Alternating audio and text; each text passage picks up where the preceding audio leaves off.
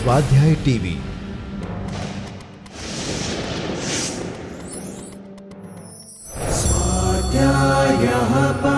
Doctor Baba Saheb Ambedkar open university.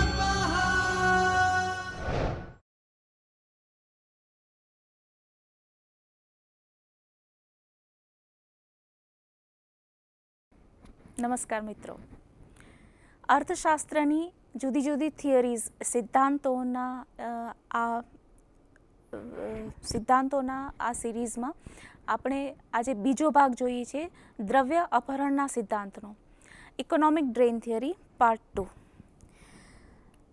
આપણે economic drain theory part 1માં જે આપણે અધ્યયન કર્યું હતું અને અત્યારે આપણે જોવાના છે ઇકોનોમિક ડ્રેઇન થિયરી પાર્ટ 2, જેમાં આપણે એનાલિસિસ કરશું આ સિદ્ધાંતનું અને આ સિદ્ધાંત વર્તમાન સમયમાં કેટલો પ્રસ્તુત છે એ વિશે જરા જોશું. જ્યારે આ બીજા ભાગનું વિશ્લેષણ કરીએ એનાથી પહેલાં એક ક્વિક લુક લઈએ કે આપણે પહેલા ભાગમાં આ સિદ્ધાંતમાં શું જોયું હતું. ભાગ પહેલો હતો કે what is drain theory. Drain theory actually છે શું, ડ્રેઇન થિયરીના થિંકર્સ વિચારકો કોણ છે, ડ્રેઇન થિયરીના પાસાઓ કયા કયા છે, અને અત્યારે પાર્ટ 2માં આપણે એનું વિશ્લેષણ અથવા તો એનાલિસિસ કરવાના છીએ અને ડ્રેઇન થિયરી વર્તમાન સમયમાં કેટલી પ્રસ્તુત છે એ વિશે જોવાના છીએ. ડ્રેઇન થિયરીનો અર્થ આપણે જોયેલો હતો કે એક પ્રવાહીને વહી જવા માટેનું સ્થાન કહી શકીએ, અથવા તો જ્યાં સંપત્તિ અર્થશાસ્ત્રના સિદ્ધાંતોની દ્રષ્ટિએ જોઈએ તો સંપત્તિ અથવા તો કોઈ ઉત્પાદનના સાધન, આવક એ વહી જતું હોય, જે વહેણ જે તરફ હોય એને આપણે ડ્રેઇન થિયરી કહી શકીએ. પ્રચલિત શબ્દ જેનાથી આપણે છે પરિચિત એ છે બ્રેઇન ડ્રેઇન, કે જે માનસિક કુશળતા, સ્કિલ એ બધું જે વિકસિત દેશો તરફ જાય છે એનાથી જ્યારે આપણે બ્રેઇન ડ્રેઇન શબ્દનો એનો આપણે ઉપયોગ કરીએ છીએ. બીજું આપણે જોઈએ અર્થશાસ્ત્રમાં ડ્રેઇન ઓફ વેલ્થ અથવા તો પ્રોડક્શન કેપેસિટી, ઉત્પાદન ક્ષમતાનું વહી જવું, એને આપણે ડ્રેઇન કહીએ છીએ. વિચારકો હતા ભાસ્કર તળખડકર, ભાઉ મહાજન, રામકૃષ્ણ વિશ્વનાથ અને ખાસ જે આપણે ડ્રેઇન થિયરીનો સિદ્ધાંત જેમણે આપેલો છે એ દાદાભાઈ નવરોજી. આ સમયગાળો હતો 1815થી 1890નો સમયગાળો, જ્યારે ભારત પર બ્રિટિશ શાસન હતું. ડ્રેઇન થિયરીના મુખ્ય મુદ્દાઓ છે કે ગરીબી એ દૈવી પ્રકોપની રીતે ભારત પર નહોતી ઉતરી. ભારતની ગરીબીના જે કયા કારણો છે એના ઉપર જે નવરોજી વગેરે વિચાર કરેલો હતો એના ઉપર પાશ્ચાત્ય વિચારકોનો મોટો પ્રભાવ રહ્યો હતો. બીજું જે આપણે એમાં ઓવર ટેક્સેશન, ભારતની બેરોજગારી અને ભારતમાંથી સંપત્તિનું વહી જવું, આ મુખ્ય મુદ્દાઓને આધારે ભારતની ગરીબીનું કારણ એમણે સમજાવેલું હતું કે ભારતમાં ગરીબી કયા કારણોથી છે. જ્યારે ભારત એક ખુદ સંપત્તિવાન દેશ મનાતો એ સમયમાં ભારતની પ્રજા પોતે ગરીબ હતી. તો કયા કારણોસર એ ગરીબ હતી? તો બ્રિટિશ શાસન અથવા તો ફોરેન રૂલ આપણે જેને કહીએ એ કારણોસર ભારતમાં ગરીબી હતી. ભારતમાં ગરીબીના આ સિદ્ધાંતનું જે નવરોજીએ પ્રસ્તુતિકરણ કર્યું છે એમાં મુખ્યત્વે foreign rule and administration in India, funds and labour needed for economic development was brought in by immigrants, એટલે કે ભારતની આર્થિક પ્રવૃત્તિઓ માટે જે શ્રમિકોની જરૂર હતી ભારત બહારથી, ખાસ કરીને ઇંગ્લેન્ડથી આવતા હતા. અને બીજું ભારતનું જે કંઈ પણ અંગ્રેજોનો વહીવટી ખર્ચ હતો એ ભારત ઉપાડતું હતું. અને ભારતનો ખર્ચ એ પણ હતો કે ભારતીય આવકમાંથી જ અંગ્રેજો તેમનો લશ્કરી ખર્ચ, દાખલા તરીકે વિશ્વ યુદ્ધોનો વગેરે જે જગ્યાએ એમને જરૂર પડતી એ જગ્યાએ ખર્ચ તેમનો ભારતીય આવકમાંથી લેતા હતા. ભારતની આવક તો હતી નહીં, ભારતની આવક હતી મુખ્યત્વે સ્વરોજગાર આધારિત, કૃષિ આધારિત હતી, ઉદ્યોગો પણ વિકસેલા હતા. તેમ છતાં ભારત કઈ રીતે ગરીબ રહ્યું. ઓવર ટેક્સેશનને પણ અહીંયા ખાસ મુદ્દો લેવામાં આવ્યો છે. અચ્છા, હવે આપણે આના આસ્પેક્ટ્સ અથવા તો પાસાઓ ઉપર એક ફરીથી નજર નાખીએ કે ભારત જે વસાહત તરીકે હતું, અંગ્રેજોની વસાહતી તરીકે હતું, એનો ખર્ચ, અંગ્રેજી વહીવટોનો ખર્ચ ભારત ઉપાડતું હતું. Opening of country for foreign trade, એ વખતે મુક્ત વેપાર તો હતો પણ અંગ્રેજી વસાહતો જ્યાં જ્યાં હતી એ ઉપર જ મુક્ત વેપાર હતો, જેમાં અંગ્રેજોએ પોતાના શાસનના આધારે જે વેપારની બાધાઓ હતી એ દૂર કરી હતી.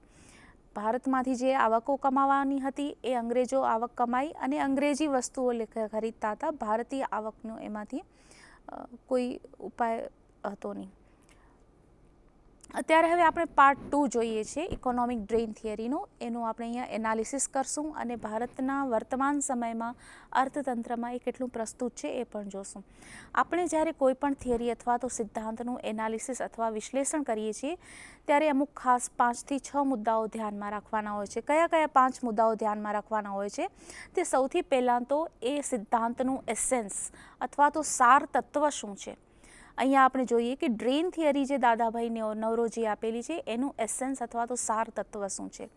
બીજો મુદ્દો ખાસ રાખવો જોઈએ ધ્યાનમાં કે જે તે સમયનો સ્થળ અને કાળ, કયા સમયે કયા સ્થળમાંથી આ થિયરી ઉત્પન્ન થઈ છે. દાખલા તરીકે આપણે કહી શકીએ કે જે સમયે ગ્રેટ ડિપ્રેશન હતી 1929ની, એ પછી જે કેન્સની થિયરી આવી એ મંદીને ધ્યાનમાં રાખીને આવેલી હતી. તો જે તે સમયે જે થિયરી અપાઈ હોય એ સમય અને સ્થળને ધ્યાનમાં રાખીને અપાયેલી હોય તો એનું મૂલ્યાંકન તે રીતે થઈ શકે. અહીંયા નાવરોજીની જે ડ્રેઇન થિયરી આપણે જોઈએ છીએ એ સમયે ભારતના સ્થળનું ખાસ ધ્યાનમાં રાખવું જોઈએ. એ સમયે ઇતિહાસ શું હતો, એ સમયે પ્રાકૃતિક સ્થિતિ શું હતી, પ્રજાની સ્થિતિ શું હતી અને કયા સમયે આ સિદ્ધાંત આપ્યો છે. તો આ એના આધારે મૂલ્યાંકન કરી શકાય. તો જ એનું રિલેવન્સ આપણે જ્યારે કરશું તો વર્તમાન સમયની તે સમય ઐતિહાસિક સમય સાથે આપણે સરખામણી કરવાના છીએ કે બે અલગ અલગ સમયે અલગ અલગ શાસન વ્યવસ્થામાં આ સિદ્ધાંત કેટલો પ્રસ્તુત છે. ત્રીજો મુદ્દો જે ખાસ જોવાનો હોય છે તે છે કે આ જે સિદ્ધાંત રજૂ કરાયો છે એ સિદ્ધાંત પોતે જે સમસ્યા રજૂ કરે છે એ સિદ્ધાંતને પ્રોપરલી યોગ્ય રીતે રજૂ કરી શકે છે. અહીંયા આપણે જોશું કે ડ્રેઇન થિયરી ગરીબીની સમસ્યા જે લઈને આવે છે એ ગરીબીની સમસ્યાને પ્રસ્તુત કરી શકે છે યોગ્ય રીતે. ઘણી વખત એવું હોય છે એટલી સિમ્પલી થિયરી અપાતી હોય છે કે 2 + 2 = 4. એના આધારે સિદ્ધાંત આખો સમજાવાયેલો હોતો હોય છે. એનો મતલબ એ છે કે એનો કોઈ અર્થ નથી રહેતો. તો અહીંયા ગરીબીની સમસ્યાનું જે કારણ રજૂ કરાયું છે, નાવરોજી દ્વારા જે કારણ રજૂ કરાયું છે એ ખુદ એ સિદ્ધાંતમાં પ્રસ્તુત થઈ શક્યું છે. એના આધારે આપણે એક તો એનું મૂલ્યાંકન કરશું. પછી તેના પછીનો મુદ્દો આવશે કે આ જે થિયરી છે એ સમસ્યાને તો રજૂ કરે છે. સિદ્ધાંતે ગરીબીની ધારો કે રજૂઆત કરી છે, ધારો કે સમસ્યાને રજૂ કરી છે, એ સાથે એ કોઈ ગરીબીની સમસ્યાનો ઉપાય પણ બતાવે છે કે કેમ. થિયરી ધારો કે કોઈ ઉપાય બતાવતી પણ હોય અથવા ન પણ બતાવતી હોય એની મર્યાદા નથી હોતી, કારણ કે અર્થશાસ્ત્રના સિદ્ધાંતો પોઝિટિવ પણ હોઈ શકે, નોર્મેટિવ પણ હોઈ શકે. પોઝિટિવ સિદ્ધાંત મતલબ કે સમસ્યાને માત્ર રજૂ કરે એ સિદ્ધાંત. નોર્મેટિવ સિદ્ધાંત કે આ સમસ્યા દૂર કરવા માટે શું થવું જોઈએ. બંને પ્રકારે આ સિદ્ધાંત રજૂ થઈ શકે છે. તેમ છતાં આપણે જોઈએ કે અર્થશાસ્ત્રીઓનો અત્યારનો એવો મત એક પ્રચલિત છે કે જો એ સમસ્યાની રજૂઆત થતી હોય અને એમાંથી એ વિચારકો જ જો સમસ્યાનું સમાધાન સુધી આપણને લઈ જતા હોય તો સિદ્ધાંત વધારે સફળ રહે છે. તો અહીંયા આપણે એ રીતે પણ એનું મૂલ્યાંકન કરશું. પછીનો મુદ્દો આવે છે કે આ સિદ્ધાંત વિશે અન્ય વિચારકો શું માને છે, વ્યૂઝ ઓફ અધર થિંકર્સ. નાવરોજીએ જે સિદ્ધાંતો આપ્યા એ સાથે એ સમયના અથવા તો અત્યારના તે પછી જે વિચારકો થઈ ગયા એમનો શું અભિપ્રાય રહ્યો છે. અને લાસ્ટમાં આ થિયરી અથવા તો સિદ્ધાંત વર્તમાન સમયમાં કેટલો પ્રસ્તુત છે. આગળ આપણે વધીએ તો સૌથી પહેલાં તો આ સિદ્ધાંતનું થિયરીનું સાર તત્વ જોઈએ, એસેન્સ ઓફ ધ થિયરી જોઈએ કે ભારતની ગરીબી કયા કારણોથી રહી એ સિદ્ધાંત કઈ રીતે સમજાવે છે. તો કઈ રીતે ભારતીય પ્રજા ગરીબ બની. જો અહીંયા જોવાનું છે કે ભારતીય પ્રજા ગરીબ હતી નહીં, ભારતની પ્રજા ગરીબ બની છે. કઈ રીતે કે એક તો ભારત છે એ રો મટીરિયલ અથવા તો પ્રાકૃતિક સંપત્તિમાં ભરપૂર સમૃદ્ધ પ્રદેશ રહ્યો છે. એ આપણે ઐતિહાસિક રીતે પણ આપણે જાણીએ છીએ. તો એ વખતે ભારતમાંથી રો મટીરિયલ એટલે કે કાચો માલ નિકાસ થતો હતો. રો મટીરિયલ ભારતમાં ઉત્પાદન થતું હતું અને એ ફિનિશ્ડ ગુડ્સ બનાવવા માટે ઇંગ્લેન્ડમાં એનો નિકાસ થતો હતો. એ વખતે ઇંગ્લેન્ડમાં ઔદ્યોગિક ક્રાંતિ ભરપૂર પોતાની આગવી રીતે આગળ વધી રહી હતી. મોટા પાયા પર ઉત્પાદન થતું હતું, નવા નવા ઉદ્યોગો શરૂ થતા હતા અને માસ પ્રોડક્શન માટે, ઔદ્યોગિક ઉત્પાદન માટે મોટા પ્રમાણમાં કાચો માલ સતત જોઈએ અને મોટા પ્રમાણમાં ક્વોન્ટિટી પણ વધારે જોઈએ અને સતત જોઈએ. એ ક્વોન્ટિટી ક્યાંથી મળે કાચા માલની, એના માટે અંગ્રેજોએ ભારતને પસંદ કરેલું હતું કે અહીંથી કાચો માલ સતત મળી રહી શકે. પણ કોઈ પણ જાતના બંધનો વગર નિર્વિઘ્ને કઈ રીતે માલ મળી શકે, તો એના માટે અંગ્રેજોએ વેપારી તરીકે આવ્યા, પણ ધીમે ધીમે પોતાનું શાસન સ્થાપિત કર્યું કે જેના કારણે કોઈ પણ બાધા વગર કાચો માલ અંગ્રેજોને મળતો રહે અને ઇંગ્લેન્ડના ઉદ્યોગો સ્થાપિત અને થાય અને વિકસે. તો પહેલો મુદ્દો એ છે કે ભારત રો મટીરિયલનું ઉત્પાદન કરતું હતું અને એમાંથી તૈયાર અથવા તો ફિનિશ્ડ ગુડ્સનું ઉત્પાદન ઇંગ્લેન્ડના ઉદ્યોગોમાં થતું હતું. બીજું જોઈએ કે ભારતને તૈયાર માલ ફરજિયાતપણે ઇમ્પોર્ટ કરવો પડતો હતો. ઇન્ડિયા હેડ ટુ ઇમ્પોર્ટ, પોતાની ઈચ્છાથી નહીં. અત્યારે આપણે આ મુદ્દો ભવિષ્ય આગળ ચર્ચા કરશું, પણ અત્યારે ધારો કે મુક્ત અર્થતંત્ર છે અને આપણે વિદેશી ગુડ્સ યુઝ કરીએ છીએ, પણ દરેક ગ્રાહક પોતાની ઈચ્છાથી એ વસ્તુઓનો ખરીદી અને ઉપયોગ કરે છે. જ્યારે એ વખતે સ્થિતિ એવી હતી કે ભારતની પ્રજાએ ફરજિયાતપણે ઇંગ્લેન્ડથી તૈયાર થયેલો માલ આયાત કરીને ઉપયોગમાં લેવો પડતો હતો, કારણ કે અંગ્રેજી શાસન હતું. એ જ વખતે ભારતના ઉદ્યોગોને તૈયાર માલ ફરજિયાત લેવો પડતો હતો, પોતે ઉદ્યોગો ઉત્પાદન કરી શકતા ન હતા. એના બે કારણો હતા. એક તો કાચો માલ સીધો અંગ્રેજોના ઉદ્યોગો માટે જતો હતો ઇંગ્લેન્ડ, એટલા માટે ભારતીય ઉદ્યોગો માટે ભારતમાં કાચો માલ મળી શકે તેમ ન હતો, એટલે ફરજિયાત ભારતના ઉદ્યોગો બંધ જ થઈ જાય. ઇંગ્લેન્ડનો જે ઔદ્યોગિક વિકાસ થયો હતો એના કારણે ભારતીય પ્રજા એક મોટું બજાર હતી. માસ પ્રોડક્શન જ્યારે થાય છે ત્યારે બજાર મળવું એટલું જ જરૂરી હોય છે.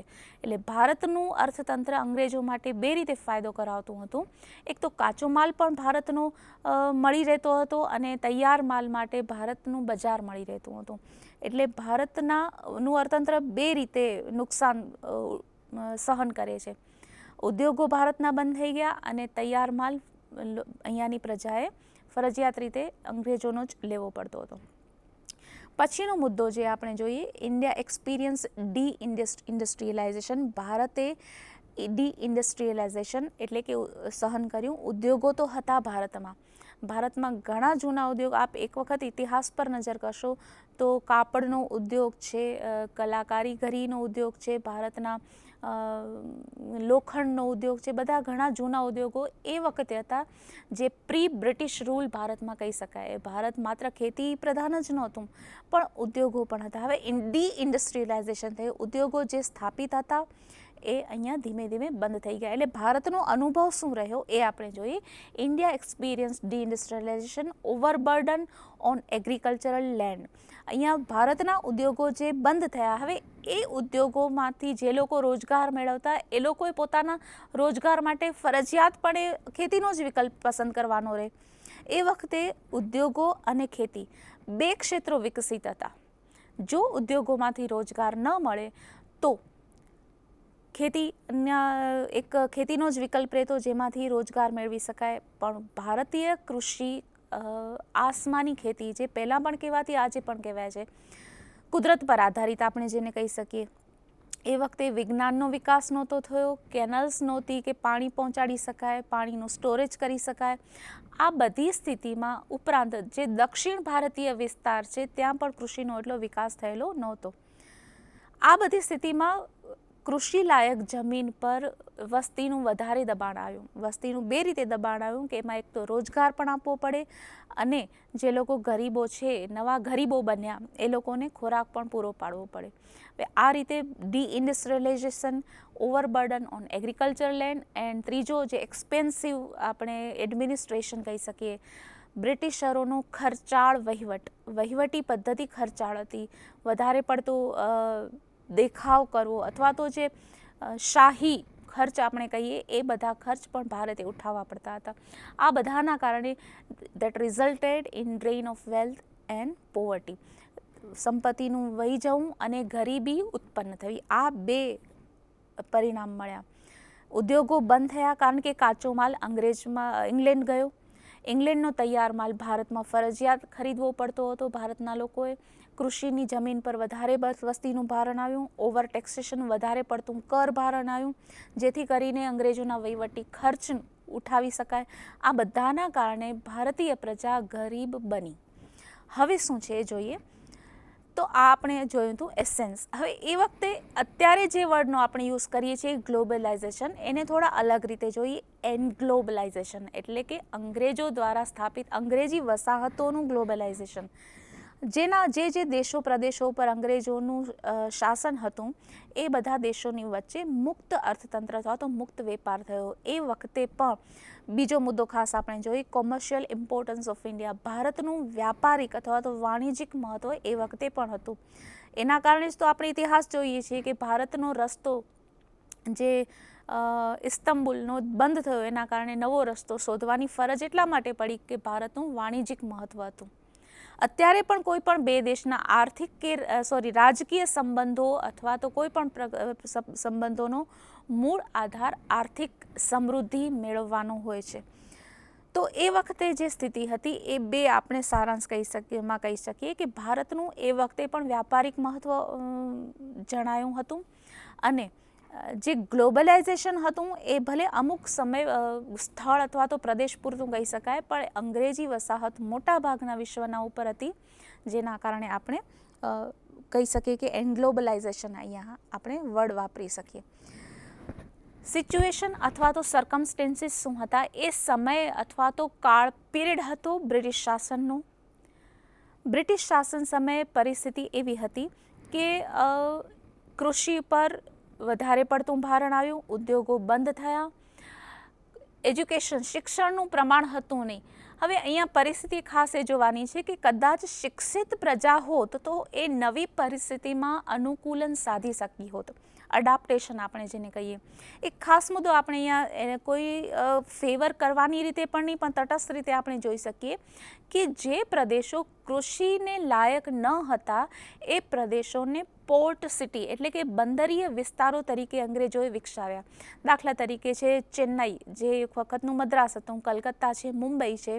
એ વખતે અંગ્રેજી સમયમાં જ્યાં કૃષિ વિકાસ થઈ શકે એમ ન હતો, તો એ વખતે અંગ્રેજોએ પોર્ટ સિટી બંદરીય વિસ્તારો તરીકે વિકસાવ્યા. જો અનુકૂલન સાધવું હોય તો કદાચ એ વખતે શિક્ષણનું પ્રમાણ વધારે હોત તો નવી પરિસ્થિતિમાં લોકો રોજગાર મેળવી શક્યા હોત. પણ આ પરિસ્થિતિ ભારતની અશિક્ષિત પ્રજા માટે નવી જ હતી, કારણ કે એમના પાસે બે જ વિકલ્પો હતા, યા તો ઇન્ડસ્ટ્રીઝ અથવા તો એગ્રીકલ્ચર. પણ જો બેમાંથી કોઈ પણ વિકલ્પ ન હોય તો થર્ડ ઓપ્શનમાં સુધી જવા જેટલી એ શિક્ષિત પ્રજા ન હતી. પછીનો આપણે જો મુદ્દો જોઈએ કે બીજા વિચારકો શું વિચારે છે.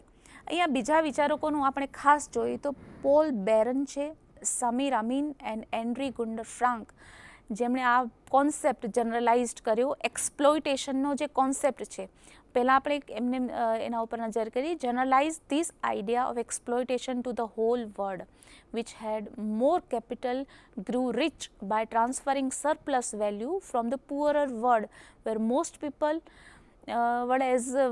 worked as laborers and produced raw material. હવે આ EPWનો એક ખાસ જે આર્ટિકલ આપણે કહી શકીએ જે લખ્યો છે રોય તીર્થંકરે. એમનો આર્ટિકલનું ટાઇટલ છે the economic legacies of colonial rule in India. EPWનો એપ્રિલ 2015નો 11મી એપ્રિલનો જે ઇસ્યુ છે એમાં આર્ટિકલ જેમણે ખાસ કહ્યું છે કે જે એક્સપ્લોઇટેશનનો વર્ડ છે સમગ્ર વિશ્વ પ્રત્યે આ એને જનરલાઇઝેશન કર્યું. કઈ રીતે કે જે પ્રદેશ રો મટીરિયલનું ઉત્પાદન અને નિકાસ કરતો હતો એ પ્રદેશ ગરીબ રહ્યો છે, કોઈ એક ભારત માટે જ નહીં. હવે આ જે સિદ્ધાંતની થિયરી છે, નાવરોજીના સિદ્ધાંતનો વ્યાપ કેટલો છે આપણે જોઈ શકીએ છીએ. માત્ર ગરીબીના કારણ તરીકે જેને પ્રસ્તુત નથી કરવાનો હતો, પણ જે એક્સપ્લોઇટેશન કઈ રીતે થાય છે કે જે પ્રદેશોમાં તુલનાત્મક રીતે કેપિટલ એટલે કે મૂડી વધારે હતી એ લોકોએ મૂડીના બદલામાં રો મટીરિયલ ખરીદ્યું અને પોતાને ત્યાં વેલ્યુ એડિશન કરી અને એ ઉદ્યોગો તૈયાર વસ્તુનું ઉત્પાદન કરી અને ફરીથી એ જ દેશોને વેચ્યા. હવે આ સ્થિતિને આપણે આગળ વધારે એના વિશ્લેષણ કરશું. અહીંયા ખાસ જોવાનું છે કે રો મટીરિયલનું ઉત્પાદન કરતા દેશો ભારત હોય કે અન્ય કોઈ પણ એ ગરીબ રહ્યા છે અને મોટાભાગે જે દેશો પાસે મૂડીનું પ્રમાણ વધારે હોય એ દેશો તેનું ઉત્પાદન કરી, કાચા માલનું ઉત્પાદન તૈયાર માલના કરી અને જે વેચાણ કરે છે એ લોકો સમૃદ્ધ રહ્યા છે. આ અન્ય વિચારકોનું માનવું છે, એનાથી અન્ય વિચારકોના મત અલગ હોઈ પણ શકે છે. પછીનો આપણે મુદ્દો જોઈએ છે કે આ જે સિદ્ધાંત છે એનું વર્તમાન સમયમાં કેટલી પ્રસ્તુતતા છે, વર્તમાન સમય શું છે. જેમ આપણે સિદ્ધાંત કોઈનું એનાલિસિસ કરીએ છીએ ત્યારે બે સિદ્ધાંતને, જે એક તો વર્તમાન સમય અને એ વખતનો સમય કે જે સમય સિદ્ધાંત અપાયો તે સમયની તુલના કરીએ છીએ. એટલે એ સમય કેવો હતો, એ વખતે બ્રિટિશ શાસન હતું, અત્યારે શું છે, એ રીતે બંને સમયની તુલના કરીએ છીએ. તો અત્યારનો સમય જે છે એમાં આપણે સૌથી વધારે અત્યારે જે ચર્ચામાં આપણે મુદ્દો લીધો છે, વિચારણામાં લીધો છે, એ છે મેક ઇન ઇન્ડિયાનો. કારણ કે ભારત મૂળભૂત રીતે જે કુદરતી સંપત્તિઓ ધરાવતો સમૃદ્ધ દેશ છે. હવે કુદરતી સંપત્તિ, કુદરતી અથવા તો રો મટીરિયલ, કાચો માલ જે આપણે કહીએ એ તરત સીધો નિકાસ કરીએ, એને બદલે એ જ માલથી ભારતમાં જ એનું ઉત્પાદન, વસ્તુનું ઉત્પાદન કરીએ અને તૈયાર વસ્તુનો નિકાસ કરીએ તો ભારતીય ગરીબી નહીં રહે, બીજા ઉપર ડિપેન્ડન્સ પણ નહીં રહે. લેટેસ્ટ આપણે એક ન્યૂઝ જોઈ શકીએ કે આ વર્ષે 2015માં ભારત રૂની જે નિકાસ ચીનને કરતું હતું એ 50% જેટલો ઘટાડો થઈ ગયો છે. હવે એમાં જો માત્ર આપણે રૂની નિકાસ ઉપર જ આધારિત રહીએ તો ભારત માટે ઘણો આર્થિક ફટકો પડે એમ છે. એના કરતાં રૂમાંથી જે વસ્તુ બને છે એ વસ્તુનું ઉત્પાદન કરીને વેચાણ કરીએ તો ભારતમાં આર્થિક પ્રવૃત્તિઓનો વિકાસ થાય અને આર્થિક વિકાસ થાય. એટલે આ સિદ્ધાંત આમ જોઈએ તો ડાયરેક્ટલી આ સિદ્ધાંત એ આપણને જવાબ નથી આપતો કે ધારો કે એ વખતે અંગ્રેજોના સમયમાં ભારતની ગરીબી દૂર કરવા માટે શું થઈ શકે અથવા તો શું કરી શકાયું હોત. પણ આપણે આ સિદ્ધાંત અત્યારે જો ધ્યાનમાં લઈએ તો આપણને એનું એસેન્સ ખ્યાલ આવી શકે કે આ કારણોમાંથી આપણે એનો ઉપાય લઈ આવી શકીએ. બીજો મુદ્દો આપણે છે ઓપન ઓર ફ્રી ઇકોનોમી ફોર ફોરેનર્સ. અત્યારે આપણે મુક્ત અર્થતંત્રમાં જીવીએ છીએ. અત્યારે ખાસ કરીને જે ગ્લોબલાઇઝેશનનો આપણે વાત કરીએ એમાં વૈશ્વિકરણ કહીએ, મુક્ત આવાગમન છે, ઉત્પાદનના બધા જ સાધનો, એમાં જમીન એટલે કે કુદરતી સંસાધનો, શ્રમ એટલે કે લેબર્સ, જે માનસિક અથવા તો શારીરિક કૌશલ્ય પણ આવી શકે, જમીન, શ્રમ, મૂડી અને નિયોજન ક્ષમતા, આ બધા જ ઉત્પાદન સાધનોનું મુક્ત આવાગમન છે એકથી બીજા દેશોમાં. તુલના કરીએ આપણે તો ભારતીય સંસાધનો, જે હ્યુમન રિસોર્સ કહી શકીએ, એ સમયે શિક્ષણ એટલું બધું નહોતું જ્યારે અંગ્રેજી શાસન હતું. અત્યારની સ્થિતિમાં ધારો કે ભારત, આપણે ગ્લોબલાઇઝેશન પણ છે તેમ છતાં ભારતીય સ્કિલ અથવા તો જે કુશળતા છે એ પણ એટલી બધી સક્ષમ છે કે ભારતીય શ્રમ વિશ્વમાં આગળ આવી શકે છે અને સ્પર્ધા કરી શકે છે.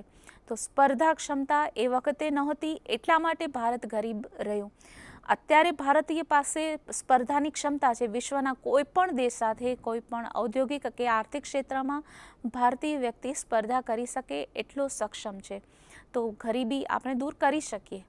એ વખતે ખાસ ગરીબી અથવા તો એનું કારણ શિક્ષણનો અભાવ ખાસ માનવામાં આવતું હતું. ત્રીજો મુદ્દો છે એમ્પ્લોયમેન્ટ ટુ લોકલ્સ. જ્યારે કોઈ પણ પ્રદેશોમાં ઔદ્યોગિકરણ થાય છે, ઉદ્યોગોની સ્થાપના થાય છે, એ વખતે જે તે સ્થળના સ્થાનિક લોકોને રોજગાર આપવો એવું બધાની તરફેણ કરતું વિધાન આપણે સાંભળીએ છીએ. સ્થાનિક લોકોને રોજગાર આપવાનું, એના કારણે સ્થાનિક લોકો પોતાના સ્થળે રહેશે, બ્રેન ડ્રેનનો પ્રશ્ન નહીં આવે અને લોકલ જે વિકાસ થવો જોઈએ તે થઈ શકશે. કોઈ પણ સ્થળે ઉદ્યોગ માત્ર સ્થાપવાથી જ એનો વિકાસ નથી થતો. ઉદ્યોગો સ્થાપીએ, રોજગાર મળે, શ્રમિકો પણ બહારથી લઈ આવે તો એ જ્યાં ઉદ્યોગની સ્થાપના થઈ છે એ સ્થળને ખાસ લાભ નહીં થાય ઔદ્યોગિક વિકાસથી. પણ જ્યાં ઉદ્યોગો સ્થાપવામાં આવ્યા છે તે જ સ્થળના લોકોને રોજગાર મળે તો તે વિકાસ થઈ શકે, તે સ્થળનો વિકાસ થઈ શકે. પછીનો મુદ્દો છે એજ્યુકેટેડ એન્ડ અવેર પીપલ. આજની વ્યક્તિ શિક્ષિત છે અને જાગૃત છે. પોતાની સમસ્યા પ્રત્યે, પોતાના વિશ્વના સ્થાન પ્રત્યે, વૈશ્વિક સમસ્યાઓ પ્રત્યે. અત્યારે કોઈ પણ વિદેશી કંપની ભારતમાં આવે આર્થિક પ્રવૃત્તિ કરવા માટે તો કોઈ પણ વ્યક્તિ જાગૃત છે. આપણા કાયદાઓ બહુ મજબૂત છે અને વ્યક્તિની જાગૃતિને કારણે જ ભારતમાં એ રીતે ગરીબી ના આવી શકે કે ફોરેન રૂલને કારણે ગરીબી આવી. ગરીબી દૂર પણ થઈ શકે જો શિક્ષિત હોય તો. Peoples own rule, that is democracy. એ વખતે કોઈ શાસન વ્યવસ્થિત હતું જ નહીં. રાજાઓ અંદરોઅંદર લડતા હતા, એટલા માટે જ અંગ્રેજોને મોકળું મેદાન હતું. અત્યારે પ્રજાનું પોતાનું શાસન છે અને આ ડેમોક્રેસીને કારણે જ પ્રજા પોતે પોતાના રૂલ્સ, નિયમો બનાવે છે અને અર્થતંત્ર આગળ વધી શકે છે. તો નાવરોજીની જે થિયરી છે એ સિદ્ધાંત સફળ કહી શકાય કે નહીં, એની પ્રસ્તુતતા કેટલી. તો નાવરોજીએ આ જે સિદ્ધાંત આપ્યો એ સિદ્ધાંતની એક સફળતા એ પણ કહી શકાય કે એને નેશનલાઇઝેશન માટે એક શસ્ત્ર તરીકે એનો ઉપયોગ થયો. દાદાભાઈ નવરોજી આ જે સિદ્ધાંત આપેલો હતો એ અંગ્રેજોનું શાસન દૂર થાય એના માટે નહોતો, કે અંગ્રેજી શાસન ન રહે, અંગ્રેજી હકુમત દૂર થાય એના માટે નહોતો આપેલો, પણ ભારતીય ગરીબીની એક સ્થિતિ રજૂ કરેલી હતી કે ભારત ગરીબ આ કારણે બન્યું. આ દૈવી પ્રકોપ નહોતો, it's was not a divine provision, પણ આ રીતે ગરીબ ભારત બન્યો. કયા કારણોસર? ઓવર ટેક્સેશન, બર્ડન ટેક્સનું બહુ હતું. રો મટીરિયલ ભારતનું અંગ્રેજી ઉદ્યોગોના વિકાસ માટે ઉપયોગમાં લેવામાં આવ્યું. ભારતીય ઉદ્યોગો બંધ થયા. ભારતની પ્રજા શિક્ષિત નહોતી. એ બધા જ કારણોસર ભારતીય પ્રજા ગરીબ બની. આ જે સિદ્ધાંત થયો એના કારણે જ એ પછીના સમયમાં જે ગાંધીયન ચળવળ શરૂ થઈ, એ ગાંધીયન ચળવળે જે સ્વદેશી મૂવમેન્ટ શરૂ કરી, એક શસ્ત્ર તરીકેનો ઉપયોગ કર્યો. એટલે પરોક્ષ રીતે આ સિદ્ધાંતનો ત્યાં પણ ઉપયોગ થયો. નાવરોજીએ આ ગરીબીનું સોલ્યુશન સીધું નથી આપ્યું કે ગરીબી દૂર કરવા શું કરવું જોઈએ, પણ હવે જો આપણે સિદ્ધાંતનું વિશ્લેષણ કરીએ તો આપણને ખ્યાલ આવી શકે કે ગરીબી દૂર કરવા માટે શું કરવું જોઈએ. રો મટીરિયલને બદલે પોતાના જ દેશમાં વસ્તુનું ઉત્પાદન વધારવું જોઈએ. જ્યાં ઉત્પાદનની પ્રક્રિયા થતી હોય ત્યાં સ્થાનિક લોકોને રોજગાર આપવો જોઈએ. પ્રજા શિક્ષિત અને જાગૃત હોવી જોઈએ તો ગરીબી રહે નહીં. અને માત્ર અમુક જ પ્રકારની આર્થિક પ્રવૃત્તિઓને બદલે આર્થિક પ્રવૃત્તિઓમાં પણ વિવિધતા હોવી જોઈએ. જેમ કે પોર્ટનો વિકાસ થાય, જેમ કે ઉદ્યોગોનો વિકાસ થાય, જેમ કે સર્વિસ અથવા તો સેવા ક્ષેત્રોનો વિકાસ થાય. આ રીતે બધા જ ઉદ્યોગોનો વિકાસ થાય તો આર્થિક વિકાસ થઈ શકે. તો અત્યારના સમયમાં આ ડ્રેઇન થિયરીને આપણે મૂલ્યાંકન કર્યું. આપ આપના પણ વિચારો આ વિશે જોઈ શકો છો. આ સિદ્ધાંતનું એક આપણે રિવિઝન કરી લઈએ કે જેમાં આપણે પાર્ટ 2 આજે જોયો. સૌથી પહેલાં પાર્ટ 1માં ડ્રેઇન થિયરીનો પરિચય લીધો. ડ્રેઇન થિયરીના વિચારકો કોણ કોણ હતા એના એ વિશે આપણે પરિચય લીધો. ડ્રેઇન થિયરીના જુદા જુદા પાસાઓથી આપણે પરિચિત થયા. પાર્ટ 2માં આપણે ડ્રેઇન થિયરીનું વિશ્લેષણ કર્યું અને વર્તમાન સમયમાં ડ્રેઇન થિયરી કેટલી પ્રસ્તુત છે એ જોઈ. ડ્રેઇન થિયરીનો અર્થ થાય છે કે કંઈ પણ વહી જવું. એનો પરિચિત શબ્દ આપણે છે બ્રેન ડ્રેઇન, જેમ કે ભારતીય કુશળતા અન્ય દેશોમાં વહી જાય છે. પછીનો વિચારકો છે ભાસ્કર તરખડકર, ભાઉ મહાજન, રામકૃષ્ણ વિશ્વનાથ અને જેમણે થિયરી આપી છે મુખ્ય એ દાદાભાઈ નવરોજી. મુખ્ય મુદ્દાઓ હતા કે ભારતનો દેશ ગરીબ બન્યો છે. વધારે પડતા કર ભારણને કારણે ભારતીયો બેરોજગાર રહ્યા અને ભારતનો વહીવટ, બ્રિટિશરોનો વહીવટ, ખર્ચાળ વહીવટ ભારતનો બોજ હતો. ભારત પર વિદેશી શાસન હતું. વિદેશીઓ જ ભારતમાં જે સર્વિસ આપણને આપતા હતા એ ભારતીયો પોતાના કાચા માલના બદલામાં વિદેશી સર્વિસની ખરીદી કરતું હતું. એટલે કાચો માલ ભારતનો બહાર ગયો. ભારતમાં મુખ્યત્વે જે વહીવટી અને લશ્કરી ખર્ચ હતો અંગ્રેજોનો એ ભારત ઉપર એનો બોજ પડ્યો. ભારતમાંથી જે અંગ્રેજો આવક કમાતા હતા એનો ખર્ચ ભારતીય વસ્તુ ખરીદવા માટે નહીં પણ ઇંગ્લેન્ડમાં બનાવેલી વસ્તુઓ માટે ખરીદવામાં આવતો હતો. આજે આપણે પાર્ટ 2 જોયો જેમાં ડ્રેઇન થિયરીનું એનાલિસિસ આપણે કર્યું. એમાં એસેન્સ અથવા તો થિયરીનું જે મૂળ તત્વ શું છે એ જોયું. એ સમયની સ્થિતિ કેવી હતી એ જોઈ. આ સિદ્ધાંત ગરીબીની સમસ્યાને સાચી રીતે રજૂ કરી શકે છે કે નહીં એ આપણે જોયું. આ સિદ્ધાંત ગરીબીની સમસ્યાને રજૂ કરવાની સાથે સાથે એના માટેનો કોઈ ઉપાય સૂચવે છે કે નહીં, અન્ય વિચારકો આ સિદ્ધાંત વિશે શું માને છે અને વર્તમાન સમયમાં એની શું ઉપયોગિતા છે એ આપણે જોયું. ભારતનું જે ડ્રેઇન થિયરીનો સિદ્ધાંત છે નાવરોજીનો, એ વખતે આપણે જોયું કે ભારતનું રો મટીરિયલ વિદેશોમાં જતું હતું અને બદલામાં ઇંગ્લેન્ડમાં તૈયાર થયેલી વસ્તુઓનો ઉપયોગ ભારતે ફરજિયાત કરવો પડતો હતો. ભારતે આયાત કરવી પડતી હતી, જે વસ્તુઓ એ ફરજિયાતપણે એમણે લેવી પડતી હતી, કારણ કે અંગ્રેજોએ ડીઇન્ડસ્ટ્રીયલાઇઝેશનને કારણે ભારતમાં ઉદ્યોગો બંધ થયા હતા. ભારતે 3 પ્રકારેથી આર્થિક માર સહન કર્યો, જેમાં ડીઇન્ડસ્ટ્રીયલાઇઝેશન કહી શકાય, એગ્રીકલ્ચર લેન્ડ ઉપરનું ઓવરબર્ડન કહી શકાય અને બ્રિટિશર્સનો ખર્ચાળ વહીવટની પદ્ધતિ કહી શકાય. આ સિદ્ધાંતને આપણે ગ્લોબલાઇઝેશન સાથે પણ સરખાવ્યો અને ભારતેનું એ વખતે પણ કોમર્શિયલ ઇમ્પોર્ટન્સ, વાણિજ્યિક મહત્વ વૈશ્વિક સ્તરે હતું એ જોયું. એ સમયે અંગ્રેજી શાસન પદ્ધતિ વખતે ભારતની ભૌગોલિક સામાજિક સ્થિતિ પણ જોઈ કે જેમાં એગ્રીકલ્ચર દક્ષિણ ભારતીય એગ્રીકલ્ચર વિકસી શક્યું હતું નહીં. દક્ષિણ ભારત કૃષિ વિકાસ માટે યોગ્ય નહોતો. એ સમયે કલકત્તા, મુંબઈ અને મદ્રાસના 3 પોર્ટ્સ, બંદરો અંગ્રેજોના સમયમાં વિકસ્યા. આ સિદ્ધાંતને કારણે શું ગરીબી દૂર કરવાનો કોઈ ઉપાય મળે છે કે નહીં? Does the theory provide any solution to the problem, or is the theory positive or normative too? અન્ય વિચારકોએ જ્યારે એક્સપ્લોઇટેશનનો સિદ્ધાંત વૈશ્વિક સ્તરે આ સાથે રજૂ કર્યો એ પણ આપણે જોયું અને વર્તમાન સમયમાં આ સિદ્ધાંતની કેટલી પ્રસ્તુતતા છે, ઉપયોગિતા છે એ પણ આપણે જોયું.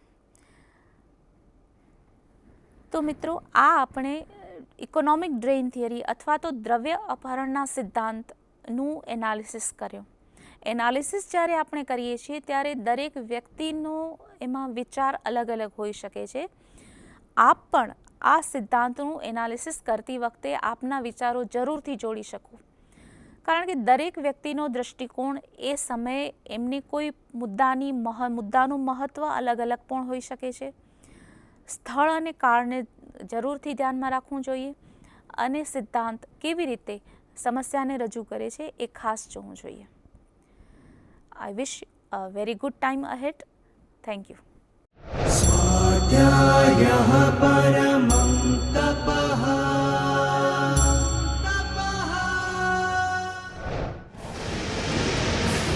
સ્વાધ્યાય ટીવી